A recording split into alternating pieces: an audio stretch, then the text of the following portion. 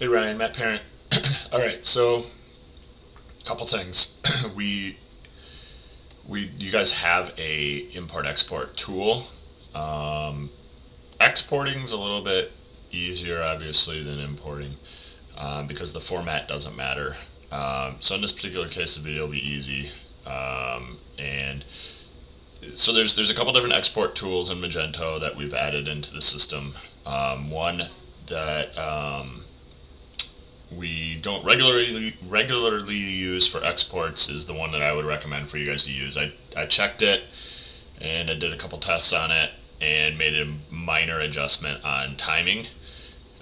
So it'll be fairly easy in the future for you to make any type of export. So it's you go down to stores, or sorry, down to system, and then you're going to see data transfer. You're going to see import export. That's the standard Magento ones. The one that you want to look at is the one that I've added, which is the import export of products. In this particular case, then all you do is you switch it from import to export, and depending on what application you're bringing it into, sometimes you want to change it for the delimiter to be a little different, but if you're just going to open it up in Excel, this is fine.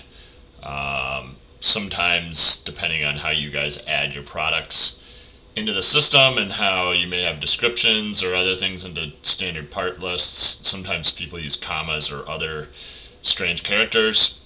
We would want to change that at that point then. In your particular case, I don't think that's the case. So we'll do export all fields. We'll change that to mapped fields.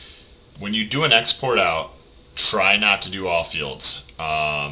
Because what you'll find is you guys have a ton of attributes, over 200 of them, and the likelihood of this system to bring down the website to a crawl could possibly happen. I have not tested it during business hours. So what you'll do is you'll go all the way down to SKU in this particular case.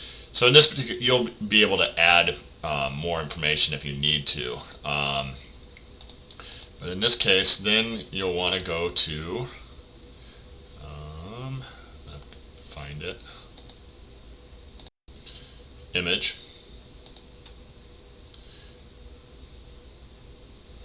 and one thing you want to do, and the reason why I recommended using this software, is export full image URL paths. The reason why you want to do that is so you don't have to make changes and doctor up the document once it's sent out. So you do that, and then you hit export, and then you're good to go. One other thing is you can do additional filters, and the reason why you do additional filters if you wanted to change out specific types of products or attribute sets. So you guys have a lot of attribute sets, and this would give you the ability to make changes to things. You'd be able to come in here and you'd be able to do it by product type as well as any statuses as well. So if you have disabled products, you'd be able to find which ones those are. You can do it by category IDs, quantity amounts still on hand, so you could find all the products that are set at 0, different attribute values, as well as export by attribute itself.